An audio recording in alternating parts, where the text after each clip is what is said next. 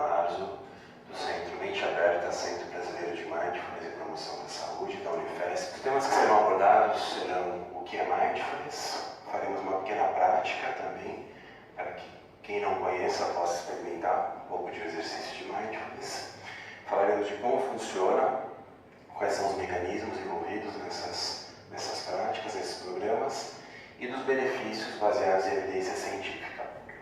Então nós podemos entender Mindfulness como um termo guarda-chuva, onde a gente trabalha vários aspectos. O primeiro aspecto é exatamente esse que eu acabei de falar, Mindfulness como estado mental ou psicológico. Nesse estado, a gente trabalha esses dois componentes que eu acabei de falar, a atenção e a atitude. Algumas pessoas têm uma característica mais mindful e outras menos mindful. A gente chama de traço psicológico de mindfulness. Pelas pesquisas atuais, a gente sabe que esse traço psicológico, ou essa característica psicológica, essa habilidade de acessar o estado de mindfulness naturalmente, ela tem um componente genético. Aproximadamente 30% da nossa capacidade de estar no estado mindful é genética. A boa notícia é que 70% é treinável, a gente pode treinar esse estado. E aí que entram as práticas de Mindfulness.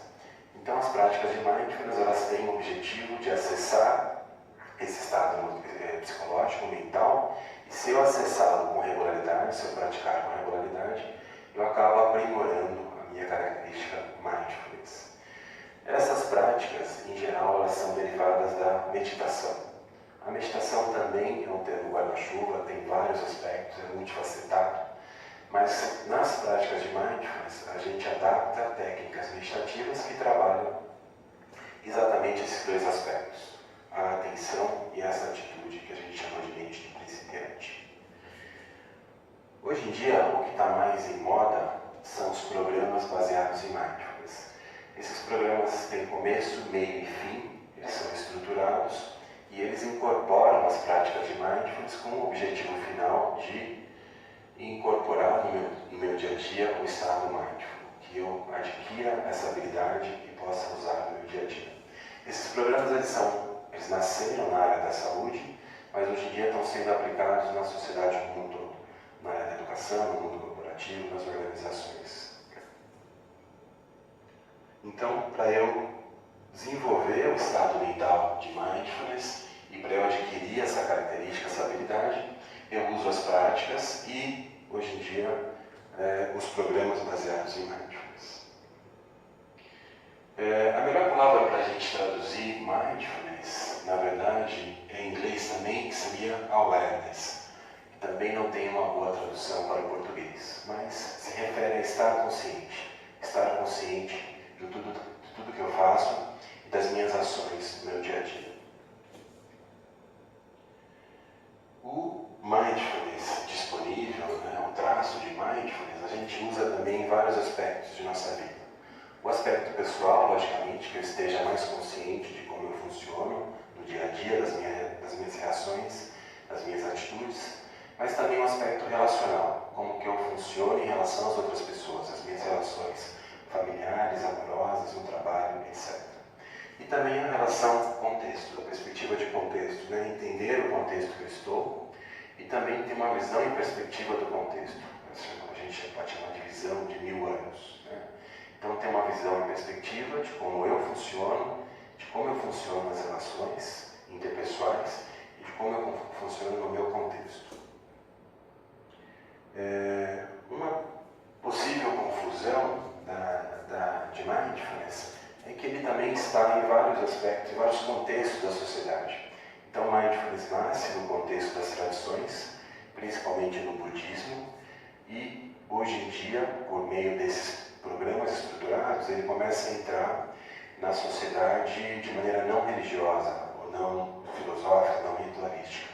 Então, eu posso encontrar Mindfulness no ambiente acadêmico, numa universidade, numa clínica, numa escola, numa empresa, com um contexto de qualidade de vida, promoção da saúde, posso encontrar Mindfulness no contexto das tradições, por exemplo, no budismo, dentro de um sistema ético para que eu me desenvolva pessoalmente, espiritualmente, ou falando de iluminação, outros aspectos do crescimento espiritual. Então são contextos diferentes. Não quer dizer que um esteja certo ou outro errado, apenas são contextos e objetivos diferentes para trabalhar a mesma ideia e muito, com frequência, práticas parecidas. Então, isso é interessante a gente notar que existem vários contextos onde eu posso trabalhar mindfulness. Nessa pequena conversa, a gente está falando mais com foco no mindfulness laico, acadêmico, clínico, mas existem várias outras maneiras de trabalhar mindfulness. Então, em resumo, a gente pode dizer que mindfulness é o treinamento vou fazer uma brincadeira, do músculo da atenção, onde a gente trabalha os dois componentes que eu citei, a atenção e a atitude. E um terceiro componente implícito, que é a intenção. Então, qualquer mindfulness pode ser considerado uma mudança de hábito, trabalhar esse estado mental. Então, para isso eu tenho que ter uma intenção de estar mindful, intenção e motivação de treinar esse estado, de aplicar esse estado no meu dia a dia. De maneira mais profunda, e aí fazendo uma correlação também com as tradições, a gente pode falar de uma intenção ética, né?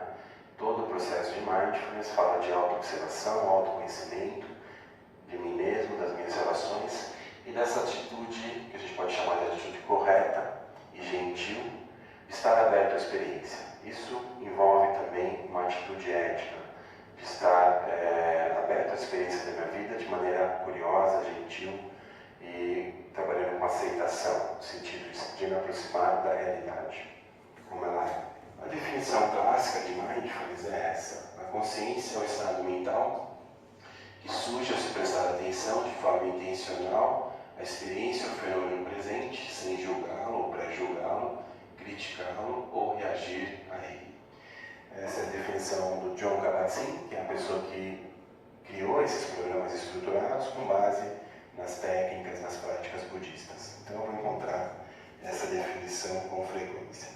Mindfulness tem entrado na moda, entre aspas, né? Tem saído muito na mídia, para quem tem acompanhado esse campo. Esse é um exemplo de uma capa da revista Time, recente, falando da ideia de mindfulness, da evolução que mindfulness poderia trazer para a sociedade. Uma capa recente da Isto É, e algumas outras várias entrevistas, né, da mídia brasileira também trazem esse tema. E é interessante notar, né, que, com base nas evidências científicas que eu vou apresentar em breve, alguns países têm adotado mindfulness de maneira mais orgânica. E o principal exemplo é o Reino Unido. Então, no Reino Unido, mindfulness já se tornou uma política pública, feita com base na discussão com a própria sociedade, com pesquisadores, com profissionais, com parlamentares e com base nas evidências científicas que a gente tem até hoje. Então, a proposta é que mindfulness seja incorporada na sociedade britânica por meio da área da saúde, da área da educação, do sistema judicial e da